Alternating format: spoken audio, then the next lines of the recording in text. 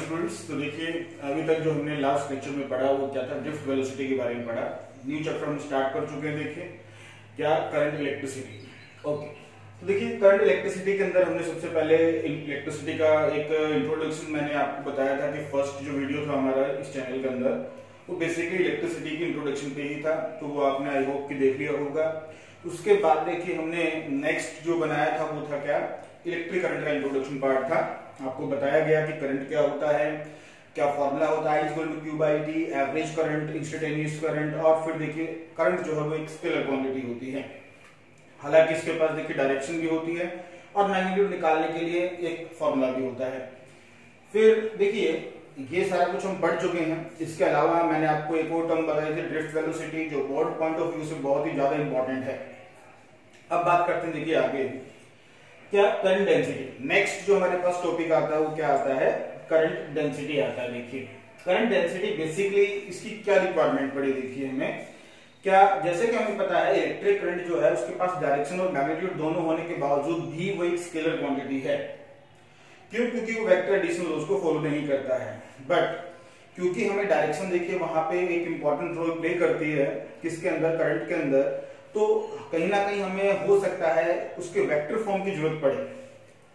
तो हमने एक नई टर्म इंट्रोड्यूस की, क्या, करंट डेंसिटी। ये एक वेक्टर क्वांटिटी है। सबसे पहले तो ध्यान रखिएगा ये एक वेक्टर क्वांटिटी है। दूसरी बात आपको ये ध्यान रखनी है कि ये करंट नहीं है, इलेक्ट्रिक करंट नहीं है। हाँ, उसी से मिलता जुलता जरूर टर्म है देखिए, लेकिन ये इलेक्ट्रिक करंट नहीं है। कैसे उससे अलग है ये मैं आपको बताऊंगा आगे चल के।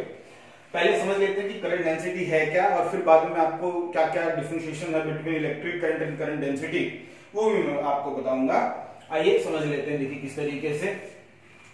करंट डेंसिटी बेसिकली जो है ये प्रॉपर्टी है एक पॉइंट की, पॉइंट इनसाइड एनी कंडक्टर। ये करंट डेंसिटी जो है वो क्या है, ये प्रॉपर्टी है किसी पॉइंट की, और वो पॉइंट कहां, इनसाइड एनी कंडक्टर। जैसे मैं एक एग्जांपल से आपको बताऊं, मान लीजिए ये हमारे पास कोई सिलिंड्रिकल वायर है।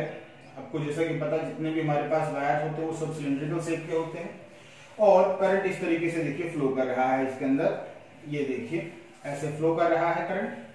हमने क्या किया, इस कंडक्टर के अंदर यहाँ एक पॉइंट ले लिया, और मैं इस पॉइंट पे ये जानना चाहता हूं कि करंट डेंसिटी कितनी है। ध्यान दीजिएगा, मैं इलेक्ट्रिक करंट की बात नहीं कर रहा हूं, क्योंकि इलेक्ट्रिक करंट जो है पूरे कंडक्टर की प्रॉपर्टी होती है, जबकि करंट डेंसिटी जो है वो उस कंडक्टर के अंदर किसी एक पॉइंट की प्रॉपर्टी होती है। कैसे, इस पॉइंट के ऊपर मैं अगर एक मान लीजिए रिंग बनाऊं, एक रिंग बनाई मैंने जिसका एरिया यूनिट है। यूनिट एरिया मतलब चाहे वो 1 सेंटीमीटर स्क्वायर हो, 1 मीटर स्क्वायर हो, 1 mm स्क्वायर हो, बट यूनिट है देखिए, एक है। यूनिट कुछ भी हो सकती है, mm square, centimetre square, metre square, जो आपको सहूलियत लगे उसके हिसाब से आप रखें। देखिए कि करंट का अमाउंट क्या है या फिर ये कितना बड़ा कंडक्टर है, उसके हिसाब से आप यहाँ पे ये एरिया ले सकते हैं। तो हमने एक रिंग ली, देखिए क्लियर है। इस तरीके से देखिए एक रिंग है हमारे पास, ये करंट जा रहा है देखिए। तो इस रिंग के अंदर से, इस रिंग के अंदर से कितना अमाउंट करंट का पास कर गया, the amount of current passing through per unit area. क्या, the amount of current passing through per unit area. क्या नाम दिया गया है इसको, करंट डेंसिटी बोला गया। कि वो करंट का अमाउंट जो एक यूनिट एरिया में से पास होता है उसको क्या नाम दिया गया, करंट डेंसिटी। जैसे J = I/A, ये फॉर्मूला हो गया देखिए, क्लियर है, बहुत ही आसान फॉर्मूला है। J = I/A, J से हम रिप्रेजेंट कर रहे हैं करंट डेंसिटी को। ओके, तो एक तो ये बात रही। इसके अलावा देखिए मैं कुछ छोटी बातें और देखिए आपको बताऊं इसमें। अगर मैं इस रिंग को ऐसे वर्टिकल ना रख के किसी एंगल पे रख देता इस तरीके से देखिए, तो क्या देखिए हमारे पास बेसिकली ये करंट की डायरेक्शन देखिए यही है। करंट की डायरेक्शन वगैरह मैंने कुछ भी चेंज नहीं की है, करंट की डायरेक्शन वैसी की वैसी है। बस मैंने क्या किया, रिंग को जो है देखिए वो टिल्ट कर दिया, कितने एंगल से, थीटा एंगल से, यहां से इस तरीके से टिल्ट कर दिया है। तो देखिए कहीं ना कहीं हमें पता लग रहा है, आपको ही पता लग रहा है कि यहां से जो करंट देखिए जा रहा था, अब इस एरिया में से जो करंट जाएगा वो कुछ ना कुछ उसकी कमी आ जाएगी, कुछ ना कुछ कम हो जाएगा। देखिए बिल्कुल कम हो जाएगा सर। तो कैसे पता करेंगे, देखिए अब कैसे निकालेंगे। अब एक बात समझने की कोशिश कीजिएगा, जैसे कि ये रिंग था तो इसका जो एरिया वेक्टर था वो इधर था पहले, तो एरिया वेक्टर और करंट दोनों के बीच में एंगल कितना था, थीटा 0 डिग्री का। बट यहाँ पे जो है अब एरिया वेक्टर ये आ गया। देखिए आपको जैसे कि पता है एरिया वेक्टर हमेशा ही सरफेस के परपेंडिकुलर या तो इधर या इधर होता है, मैंने ये ले लिया, ठीक है, कोई भी ले सकते हैं। और करंट की डायरेक्शन तो वही है। अब देखिए दोनों के बीच में एंगल कितना है, ये थीटा है, जितने से टिल्ट करेंगे उतने से नीचे झुक जाएगा। यस बिल्कुल सर। तो अब जो है देखिए इसका एक कंपोनेंट जो इधर आएगा और इसका एक कंपोनेंट इधर आएगा। इधर कितना आएगा, a cos थीटा, और इधर कौन सा आएगा, a sin थीटा। तो इसमें से तो कोई भी करंट पास नहीं करेगा, क्योंकि देखिए इसका एक इधर कंपोनेंट आने का मतलब ये वाला हिस्सा हुआ, और ये वाला हिस्सा किसका हुआ, कोसाइन वाला। देखिए जो जिसको कौन रिप्रेजेंट करेगा, कोसाइन, और ये वाला साइन किसको रिप्रेजेंट करेगा, जो हिस्सा ऐसे आएगा। तो ऐसे वाले में से तो करंट जाएगा ही नहीं अंदर से, ऐसे थोड़ी ना होकर निकल रहा है। देखिए तो करंट इसी में से पास करेगा, कौन से कंपोनेंट में से, कोसाइन में से। तो फिर फॉर्मूला क्या लिखा जाएगा, फॉर्मूला लिखा जाएगा J is equal to I upon a cos theta लिख दिया जाएगा। देखिए वो ये एरिया ये रहेगा, जिस एरिया में से करंट पास होगा वो एरिया अब टोटल एरिया नहीं रहा, a एरिया नहीं रहा। इस रिंग का अगर मैं एरिया a बोल दे रहा हूं तो यहाँ पे तो a में से पास हो रहा है पूरा का पूरा करंट, बट अब जब इसे टिल्ट कर देंगे थीटा एंगल से तो पूरे a में से पास नहीं होगा। कितने में से पास होगा, a cos थीटा में से, a sin थीटा वाले हिस्से में से कुछ भी पास नहीं होगा। तो जो फॉर्मूला हमारे पास J equal to I by area होता है, अब वो एरिया नीचे ध्यान रखिएगा, वो एरिया रखा जाता है जिसमें से करंट पास हो रहा है। तो कौन से में पास हो रहा है, कोसाइन वाले में से। इस तरीके से रखा जा सकता है। अच्छा I इज इक्वल टू इसको ऐसे लिखा जा सकता है J a cos थीटा, बिल्कुल लिखा जा सकता है सर। अब आपको ध्यान होगा कोसाइन जो हमारे पास डॉट प्रोडक्ट में आता है बेटा, किसमें आता है, डॉट प्रोडक्ट में। तो इसको लिखा जा सकता है I is equal to J vector dot A vector. जो जैसा कि आपको पता है एरिया और करंट डेंसिटी दोनों ही एक वेक्टर क्वांटिटी है, और दोनों का डॉट प्रोडक्ट हमें एक स्केलर रिटर्न करेगा। देखिए तो I हमारे पास एक स्केलर क्वांटिटी है। इस तरीके से भी इसको समझा जा सकता है। क्लियर है, आई होप आप लोगों को देखिए क्लियर हुआ होगा। अच्छा इसके बाद थोड़ी देखिए एक दो बातें और कर लेते हैं। आइए भाई, हमारे पास जो फॉर्मूला है मैग्नीट्यूड की फॉर्म में J equal to I by A, आपसे यूनिट पूछ ली जाए कि बताइए करंट डेंसिटी की यूनिट क्या है, तो यूनिट निकालना बहुत ही आसान है। देखिए करंट जो है उसका एम्पियर और एरिया जो है मीटर स्क्वायर। तो बेसिकली यूनिट जो है, यूनिट क्या हो जाएगी, एम्पियर पर मीटर स्क्वायर। ध्यान दें यूनिट क्या हो जाएगी, एम्पियर पर मीटर स्क्वायर। अच्छा अब बात करते हैं अगर बहुत ही छोटा एरिया हो, ये तो मैंने कंप्लीट एरिया ए ले लिया, एक बहुत ही छोटा एरिया ds की बात करते हैं। तो इस रिप्रेजेंटेशन को देखिए किस तरीके से यहां रखेंगे हम, I is equal to J ds cos theta लिख देंगे, या फिर I छोटा एरिया है तो छोटा ही करंट जाएगा, di लिख रहा हूं तो टोटल करने के लिए इंटीग्रेट करेंगे J vector dot ds vector. ऐसे भी देखिए लिखा जा सकता है। अगर हम छोटे छोटे एरियाज की बात करें, छोटे छोटे एरिया में डिवाइड कर दें तो पूरे एरिया में से कितना निकलेगा, तो इस तरीके से भी निकाला जा सकता है। क्लियर है, तो ये हमारे पास एक बहुत ही छोटा सा टॉपिक करंट डेंसिटी था जो आपको पता होना चाहिए। अच्छा मैं आपको बताने वाला था कि करंट डेंसिटी और इलेक्ट्रिक करंट में क्या अंतर है। जैसे कि मैंने आपको बताया करंट डेंसिटी की रिक्वायरमेंट क्यों पड़ी, क्योंकि कहीं ना कहीं हमें डायरेक्शन का इन्वॉल्वमेंट लेके आना ही था, क्योंकि कहीं ना कहीं हमें इसकी जरूरत इसलिए पड़ेगी क्योंकि करंट जो है अलग अलग डायरेक्शंस में फ्लो करेगा तो उसका इफेक्ट अलग अलग हो जाता है। देखिए तो इसलिए हमने उसकी वेक्टर फॉर्म दिखाने के लिए करंट डेंसिटी का यूज करना ही सही माना। देखिए और ये सही निकला भी हमारे लिए।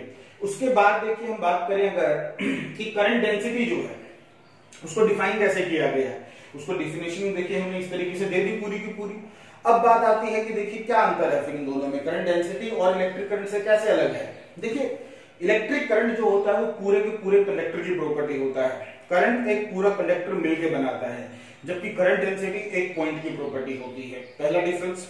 दूसरा difference, definition, electric current the rate of flow of charge is called electric current. Now current density is the amount of charge flowing through any conductor per unit area.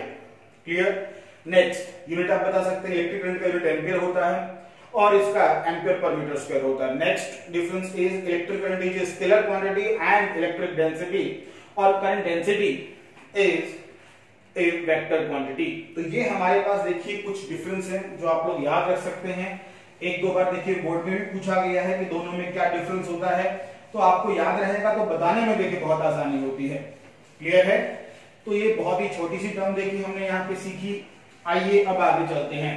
अब कुछ रिलेशंस आने वाले हैं आपस में, करंट डेंसिटी, ड्रिफ्ट वेलोसिटी, इन सब में देखिए कुछ रिलेशन सब बनने वाले हैं जो आगे चल के हमारी हेल्प करने वाले हैं देखिए बड़े न्यूमेरिकल्स में, और आगे कहीं ना कहीं देखिए किसी भी चैप्टर में हमें यूज आते रहेंगे। जहां पे भी करंट की बात होगी वहां पे इन रिलेशंस की जरूरत पड़ेगी, इसलिए बहुत ही इंपॉर्टेंट है देखिए, और अच्छे से समझने की कोशिश करेंगे। आइए समझते हैं। तो सबसे पहले समझते हैं देखिए क्या relation between current I and drift velocity dd। सबसे पहला रिलेशन बहुत ही इंपॉर्टेंट रिलेशन है, ये बेस रिलेशन बोल सकते हैं। अगर ये हमें आ गया समझ में तो देखिए बाकी के रिलेशन बहुत आसानी से निकल जाएंगे। इसका जो रिजल्ट आएगा उसका डायरेक्ट यूज में लेंगे देखिए। और दूसरी आपको मैं बता दूं, ये वाला रिलेशन इतना कोई टफ है नहीं देखिए, बहुत ही ज्यादा आसान है। आइए मिलके करेंगे, एक साथ मिलके करेंगे तो चीजें आसान हो जाती हैं जिंदगी में देखिए। वैसे तो संकट का समय है, अभी मिलना जुलना कम रखना है, आगे चल के देखिए जब थोड़े से उभर जाएंगे हम लोग फिर हम मिलना जुलना वापस शुरू करेंगे। आइए समझते हैं क्या relation between current and drift velocity किस तरीके से करेंगे देखिए। आइए समझते हैं। ये हमारे पास कोई वायर है, वायर कंडक्टर बोल सकते हैं, क्लियर, जिसका लेंथ L है, क्रॉस सेक्शनल एरिया A है। इसमें एक और मैंने आपको बता देता हूं, n स्मॉल n डिफाइन किया गया इसके अंदर। क्या ये n स्मॉल n क्या है? Number of electrons per unit volume, ये दिया गया है, ये गिवन है। नंबर डेंसिटी बोल सकते हैं, चार्ज डेंसिटी बोल सकते हैं इसको। क्लियर है? ओके। अभी तक देखिए इसको कहीं पे भी हमने एक्सटर्नल पावर सप्लाई के साथ जोड़ा हुआ नहीं है। तो हम क्या पता कर सकते हैं? इतनी ही चीजें मान लीजिए मैंने कर दी है। एक वायर है जिसका लेंथ L है, क्रॉस सेक्शनल एरिया A है, नंबर डेंसिटी जो है, इलेक्ट्रॉन डेंसिटी जो है उसमें n है। तो आपसे अगर मैं पूछूं कि क्या आप मुझे इस वायर में टोटल नंबर ऑफ चार्ज या फिर टोटल नंबर ऑफ इलेक्ट्रॉन्स बता सकते हैं, फ्री इलेक्ट्रॉन्स बता सकते हैं। बेसिकली n का number of free electron per unit area. So क्या आप मुझे इसमें नंबर ऑफ फ्री इलेक्ट्रॉन्स बता सकते हैं या चार्ज बता सकते हैं? तो मेरा जवाब होगा कि हाँ बता सकते हैं। कैसे? आइए समझते हैं। भाई n क्या है? Per unit volume. मैं आपसे पूछूं कि इस वायर की वॉल्यूम कितनी है, तो देखिए वायर जो है सिलेंड्रिकल शेप का है, और सिलेंड्रिकल शेप का है तो सिलेंडर जो है उसका वॉल्यूम का फॉर्मूला हमारे पास क्या होता है? सिलेंडर जो होता है उसका पाई आर स्क्वायर एच होता है। अब पाई आर स्क्वायर तो एरिया होता है, तो ये a इंटू एच लिख सकता हूं। एच क्या है? Height of the cylinder. तो यहाँ पे आप ध्यान से देखिए, जो मैंने वायर लिया है वो एक सिलेंड्रिकल शेप का है, तो उसका एरिया a है और हाइट जो है वो मैंने l ले ली है। तो बेसिकली वॉल्यूम कितनी हो जाएगी? AL हो जाएगी कि नहीं हो जाएगी? हो जाएगी सर, बिल्कुल हो जाएगी। हाँ, तो यही देखिए समझाना चाह रहे थे। इस वायर की टोटल वॉल्यूम कितनी है? AL। और यूनिट वॉल्यूम में कितने नंबर ऑफ इलेक्ट्रॉन्स है? फ्री इलेक्ट्रॉन्स है n है। तो टोटल नंबर ऑफ इलेक्ट्रॉन पता लग गए? हाँ सर बिल्कुल पता लग गए। तो total number of electrons, total number of electrons कितने हैं अभी हमारे पास? NaL। यूनिट वॉल्यूम में n है तो AL वॉल्यूम में NaL हो जाएगा। बिल्कुल सर। तो टोटल नंबर ऑफ इलेक्ट्रॉन्स कितने हैं? ओके। तो ये एक इलेक्ट्रॉन पे चार्ज हम E मानते हैं। याद होगा आपको, बहुत पहले मैंने बताया था E 1.6 into 10 to the power minus 19 coulomb, उसको E से रिप्रेजेंट करते हैं। तो टोटल चार्ज इस वायर में कितना है वो बता सकते हैं देखिए। सो टोटल चार्ज कितना है? Q से दिखा रहा हूं, NaLe हो जाएगा। यस सर बिल्कुल हो जाएगा। क्लियर है? ओके। इतना देखिए हमें ये सब कुछ दिया हुआ है। अब और क्या दिया हुआ है देखिए, आइए वो समझते हैं। ड्रिफ्ट वेलोसिटी की बात आ रही है। अब देखिए किसकी बात आ रही है? ड्रिफ्ट वेलोसिटी की बात आ रही है, और उसके साथ साथ एक और चीज देखिए, करंट की बात भी हो रही है। तो ड्रिफ्ट वेलोसिटी और करंट की बात अगर हो रही है तो हमें कहीं ना कहीं एक्सटर्नल सोर्स लगाना ही होगा। जिसकी वजह से इलेक्ट्रिक फील्ड आए, और इलेक्ट्रिक फील्ड आएगी तो उसमें जो इलेक्ट्रॉन्स है वो मूव करेंगे, इलेक्ट्रॉन्स मूव करेंगे, चार्ज चलेंगे, तो क्या बनेगा, करंट बनेगा।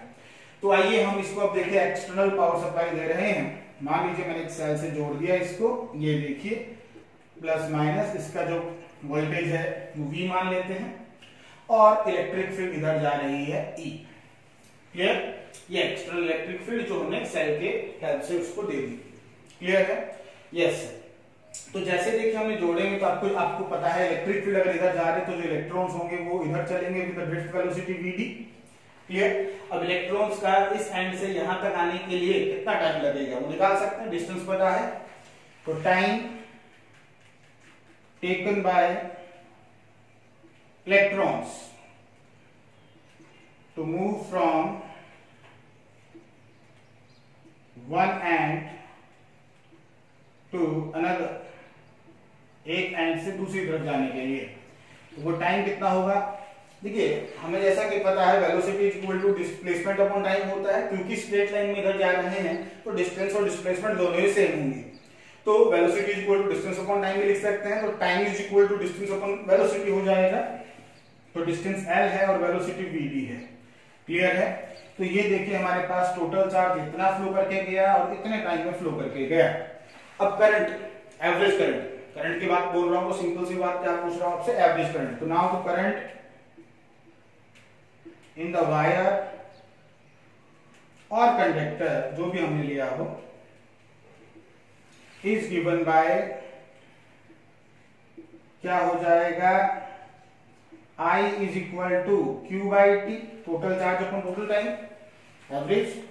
सो NaLe divided by L upon Vd, Vd ऊपर चला जाएगा, L से L कट जाएगा, so I is equal to NaEVd।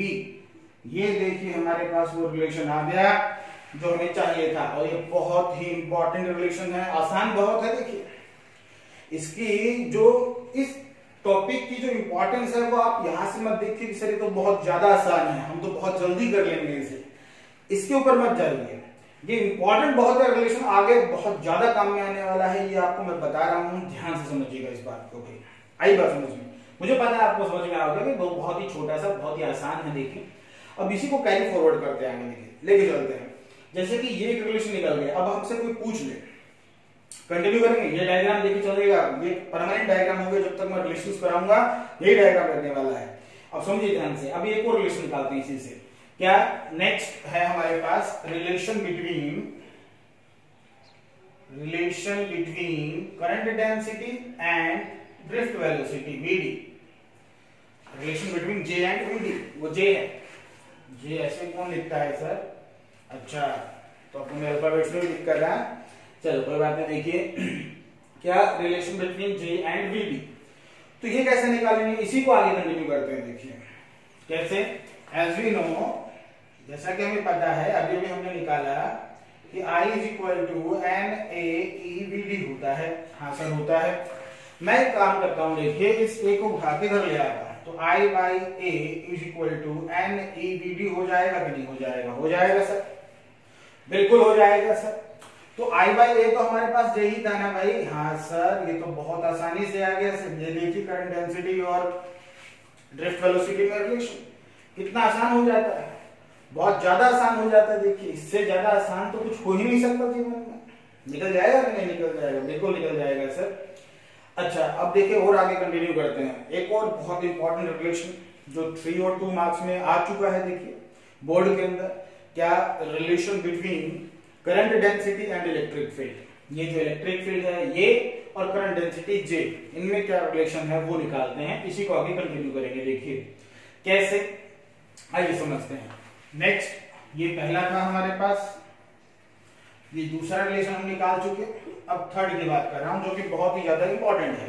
क्या, रिलेशन बिटवीन, क्या क्या था भाई, current density and electric field. ये बहुत ही ज्यादा इंपॉर्टेंट है, आप इसके ऊपर इंपॉर्टेंट लिख सकते हैं, एग्जाम में काफी बार पूछा भी गया है। क्या, relation between current density and electric field. आइए कैसे निकालते हैं, तो पीछे वाले रिलेशन को ही आगे मैं कंटिन्यू कर रहा हूं। 3 मार्क्स में आता है तो देखिए आपको बताना पड़ेगा, पूरा ढंग से पूरा ही सोल्व करें। अदरवाइज 1 और 2 मार्क्स में आता है तो डायरेक्ट किया जा सकता है, जैसे मैं आपको बता रहा हूं। As we know J is equal to NEVD होता है। हाँ सर, ये तो होता है। और VD की वैल्यू क्या थी याद कीजिए, मैंने आपको पहले बताया हुआ है, निकाला हुआ है, कल ही निकाला था। E/m इंटू टॉप, ये था ड्रिफ्ट वेलोसिटी का। देखिए लास्ट में जो डेरिवेशन किया था उसका मैग्नीट्यूड फॉर्म यही आया था, बिल्कुल सर यही आया था। ओके, देखिए स्क्रीन को पॉज करके आप पूरा लिख सकते हैं। क्लियर? ओके, आगे देखते हैं। देखिए तो अब इस रिलेशन को हम आगे करते हैं कंटिन्यू। देखिए कैसे निकालेंगे, डायग्राम की हमें जरूरत पड़ती रहेगी। देखिए कहीं ना कहीं किसी ना किसी रिलेशन में इसको रखेंगे हम। ओके, तो इसी को देखिए आगे करते हैं। तो J इज इक्वल टू हमारे पास क्या आ जाएगा, NE², capital E/m into top, यह आ जाएगा। देखिए क्लियर है? हाँ सर, बिल्कुल क्लियर है। अब ये जो हमारे पास आया है रिजल्ट, ध्यान से समझिएगा। देखिए इस रिजल्ट में मैं कुछ चीजें आपको और स्पेसिफाई करना चाह रहा हूं। देखिए क्या कि अगर इसका टेम्परेचर कांस्टेंट है, इसका T, इस कंडक्टर का टेम्परेचर अगर कांस्टेंट है तो टो कांस्टेंट हो गया। यस सर, बिल्कुल सही बात है सर।